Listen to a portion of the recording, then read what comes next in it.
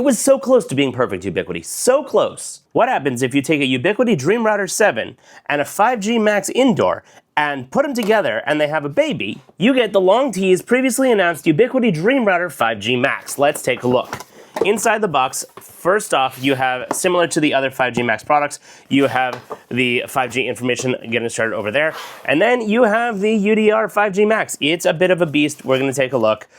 We have a power cable, a power supply, which the power cable goes into, okay, just like that, and a barrel jack here, not USB-C. Also in the box, they give us a nice braided Ethernet cable. Customized Ubiquiti SIM ejector tool. Always appreciate those. And reading materials, which we don't need. And I think that's everything in that part of the box. Now we have the actual UDR 5G Max in its glory.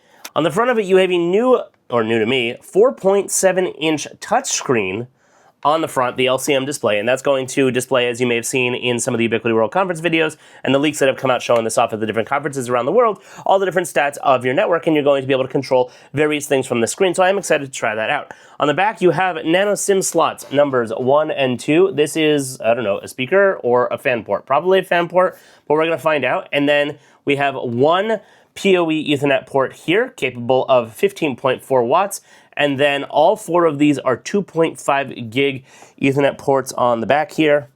And then on the very bottom, we have our wired 10 gig SFP port. On the very bottom of the device, you have 2 items here. You have your 54 volt power input, your barrel power adapter input right over there, as well as an SD card slot, which, let me get the Ubiquiti tool and pop that out. Comes with, I believe, it's got a nice rubbery grip all around the bottom here. Comes with, yep, a 64 gig Western Digital purple micro SD card there. I'll put that back in because I have no reason to take it out. All right, let's get it plugged in and set up. I'm gonna get rid of the box because it looks like there's nothing else in the box. And I need the space because I'm a little bit cramped over here. I'll plug this in. And for funsies, I'm gonna see if we can set this up just by putting in a 5G SIM card. However, because I have mine currently deployed out of sight and not here in my 5G Max over here, I have to go get one. I have my other T-Mobile 5G SIM deployed, so I just had to run over to the T-Mobile store and buy a new one so that I'd be able to test this thing on the road in Vegas. Shout out to Ethan in the T-Mobile store for chatting tech with me and hooking me up with a new SIM. All right, we're in business, back in the studio. Let's use our SIM ejector tool to pop out nano SIM number 1.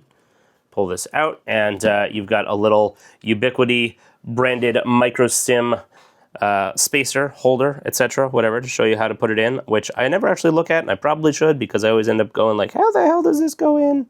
And then I spend 16 times like a USB trying to flip it over and figure out if I'm the idiot or if it's just not fitting. Yeah, I'm an idiot. It goes in the way you think it does. It's like a USB-A. You plug it in, it doesn't work, you flip it around, you plug it in, it doesn't work, you flip it around, it plugs in, it works. I don't know. It's just a rule of the universe, folks. I don't make the rules, that's just how it is. It'd help if I plugged it in the right direction. All right, now we're gonna plug in the jack down here. Now, similar to the UDR 7, it is Wi-Fi 7. It has an access point built in. It runs all of the apps. You can do all of the things on here. Now, it's bigger. Ooh, there's a LED on the bottom. That's nice. Don't have that on the UDR 7. Give you a little size comparison here. It's taller, but it is thinner. It went on a little bit of a diet. Maybe? Am I a liar about that fact? Hard to tell, but it's definitely a tiny bit thinner. We've got our light on the bottom lighting up over here, and then you can see on the screen getting started as well. All right, went to get coffee while that booted up. Nice coffee break here, and you'll see on the screen a couple of things that I haven't really seen before. Insert SIM cards or set up to add eSIM. Verizon, AT&T, and T-Mobile are listed as local carriers. Obviously, they download the Unifi app, QR code, as well as if you want to directly connect to it on the web here, you can. This is a really, really nice, good use of the screen. Now, what I'm going to do here, because I have been asked this on pretty much every console that has anything to do with 5G or even 4G in the past. Can this be set up as a standalone only using 5G? Are you able to get this turned on and activated only using a SIM card in the device? Not going to connect it to the network, not going to connect it to the internet. Let's just pop in the SIM card as I lined up before, and let's see what happens. Ready for setup. Okay, so now I'm going to open up the app, and we're going to see how well, let me hit recording here. New device found. Okay, so right now we're going to attempt to set this up only on 5G. This has not been connected to the wired network, no internet, no nothing. It is just ready for setup. I'm very excited. Let's hit setup here. Connecting. Okay, name your Dream Router 5G Max. Yes, I'll call it Dream Router 5G Max. 1234 1234. Super secure. Password. Hit connect, and it's setting up Unifi OS. So there you have it, folks. It looks like we're being successful in setting this up only on a 5G SIM card cellular connection. This is fantastic, and it's about time. Do not turn off this device while it's setting up. Setup complete. Bam. There it is, on the screen, ready to go. Now, while it still thinks it's setting up and preparing Unifi on my phone, over here, I'm going to tap on speed test, and let's see what we get just out of the box here. Ping time, 35 milliseconds. 100 down, 130, 140. Oh, we got a blue light on the bottom. 150, 160 down. 180. Okay, we're approaching 190. We're almost at 200. Maybe, maybe not. Okay, 191. Down, and not such a great upload at 1.5. Now keep in mind, this is indoors, away from the window, in this whole, heavily insulated area with a lot of metal and whatnot around it, so it is expected that this won't be that great. Now I have pretty decent service around here in the area usually, but on my iPhone I'm getting right now 2 bars out of 4, so it makes sense that this would not necessarily be as strong as it could be. And you can even see the 5G on the screen there is a not so happy orange, or it was a second ago. Now it moved to white. Now you can see here on the screen we have the cellular information up here, and I imagine if I plugged it into the internet we'd be able to see that as well over here. You can see the internet speed that we did from our speed test, and we can see the network activity. Live network activity on here in a nice, big, beautiful screen. And then if I tap on Wi-Fi, we get nothing. If I tap on clients right now, nothing. If I tap on ports, nothing. However, if I plug something into the port, maybe that'll change. I'll test that in a moment. I can tap on internet to get speed test, and I can tap on cellular in order to see the IMEI information and SIM2 slot, as well as I can see that it's on T-Mobile. And then I can, of course, tap on the bottom here, the settings icon to see the about. So right now I'm using 5% CPU and half of the memory, 52%. And it gives me the uptime, and then I can even go over here to settings, change my screen brightness. I can change the color of the LED on the bottom there. Can you see that happening? Yes, you can. Okay. Cool, and I can set the fan speed to auto or not, and then as usual, shut down and restart. So this is a great design. I love having this much capability and this much screen on the front of the device to be able to see what we're working with. Let's pop back over to the phone, go to the dashboard here. I'm actually gonna switch from the phone to the desktop because it's easier to see everything. All right, we've got it up on the screen here, and you'll see a couple of things of note here. WAN failover is active. In this case, it's not a WAN failover because there was no WAN. We just went straight directly to cellular. So you'll see over here we've got T-Mobile USA minus 105 dBm. You can see the throughput right now. It's not that much. I probably should connect my phone to it. All right, now I have a speed test running from my phone over the Wi-Fi from this device, and it's getting 315 meg down. And that's, obviously over Wi-Fi, it's right next to it, but you can see it happening here in the dashboard in real time, so that's great, showing that the 5G cellular is working. So far, I am thrilled at this. Now I'm going to jump over here into control plane because, check it out, it is a Dream Router. So let's install Protect and let's install Access. And then I have a camera around here somewhere. I think I just deployed it yesterday. All right, let's make things simpler. Instead, I'm going to plug in my phone. This is the Ubiquiti desk phone over here, just like so.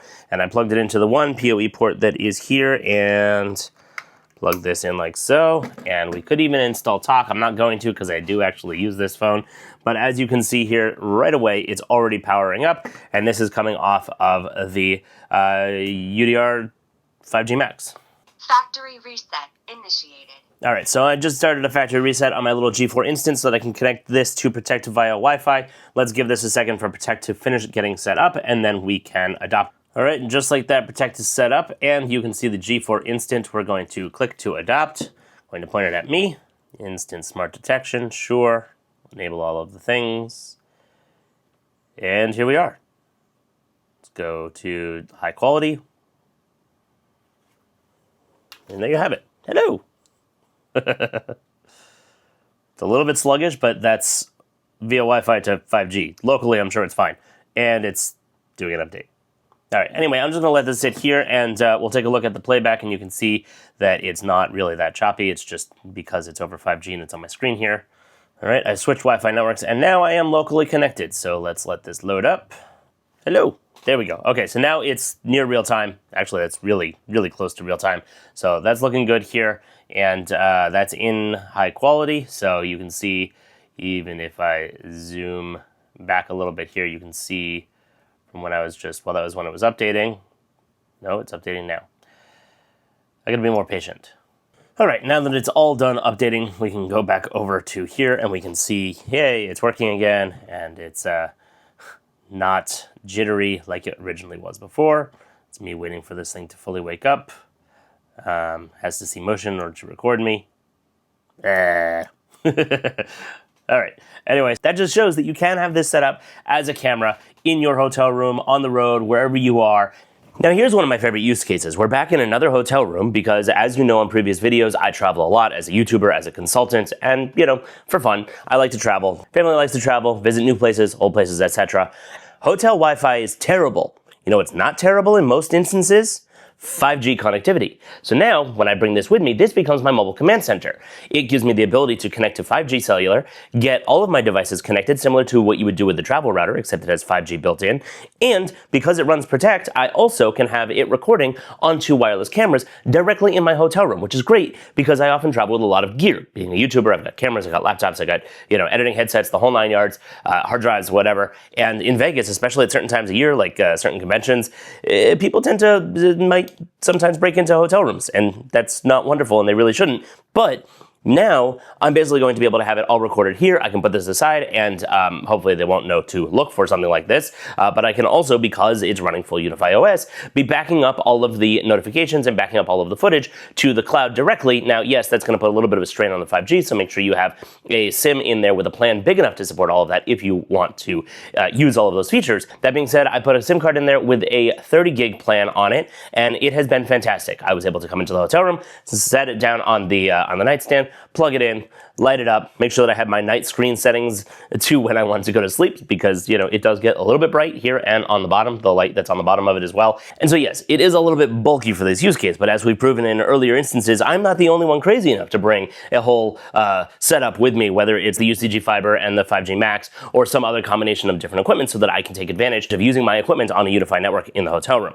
I do look forward to the day when this is all wrapped up into a nice, neat little teeny tiny 5G hotspot style package and can do everything that this can in a much smaller footprint, so that it's much more mobile and portable. But alas, today is not that day. That being said, this is going to be phenomenal as a mobile command center for folks that are doing consulting, IT, construction, events. Like, there's a lot of people that need a really good, solid connection on the go, where you can just pop this thing up. And that's why there's been such a big market for 5G hotspots over the years. And this really takes it to the next level. I think this is also a perfect use case for small offices that want both the reliability and usefulness of the whole Ubiquiti stack, but also want a built-in 5G setup so that it's either their primary or their backup connection should their primary connection go down. It was so close to being perfect, Ubiquiti, so close. The one problem that I have with this is that it's limited to one 4K camera. Protect on here can only manage and operate one 4K camera, 2 if you drop down to 2K cameras, and all the way up to 5 if you do it in just HD. Now sure, on the road, in a hotel room, 2K, 1 camera, 2 cameras, more than enough. But if this is a small office and you want to have a couple cameras outside and 1 camera inside, etc., you're already beyond the limit. So all in the next generation of this, I would like to see it smaller, more compact, more mobile, maybe even USB-C powered. Please, that would be nice, as well as the ability to handle a couple more cameras, maybe a little bit more storage, whether it's on board in a SSD or a larger micro SD card installed. All right, it's almost checkout time, so I gotta finish packing real quick and then head off to the airport for my flight. So I'm gonna throw it back to the studio for some more testing and to finish up the review. All right, I'm back from my trip in Las Vegas, and I have to tell you that this thing performed like a champ, okay? It was great to just put it down, plug it in, and have all of my devices automatically connecting to my Wi-Fi. Because, again, you know what sucked? The hotel Wi-Fi. It was, like, mediocre at best. The downloads were slow. Uploads were practically non-existent. I did post a video on the MacBook Neo from there that I edited while I was in my hotel room, and it took forever to upload. I just left it and went to go get lunch and, you know, come back, or like 4 hours later, and it finally finished uploading. And those are not very massive files, so that's saying something. All in all, I'm very happy with this device. I think it's going to be great for, like I said, small offices, construction sites, things like that, where you just want to drop something in on the spot, have it be powered, have it have Wi-Fi, have it have cellular connection, and be able to control a couple of cameras. And if you really wanted to use this as a more wired connection, I don't remember if I showed this entirely, but you do have on the back a bunch of different options here for plugging things in. One question I often get on these devices is how loud is it? I wasn't able to get the fan really to make any noise that was audible at all. However, on the front of the screen here, if I tap the trigger to test the fan speed all the way up to 100%, it does spin up. It sounds like a small handheld fan, or what you would normally have maybe in the back of a computer, but that's it. And quite frankly, I don't think it's going to be hitting that too often. Maybe as it gets, to be a much older device and you're really pushing it.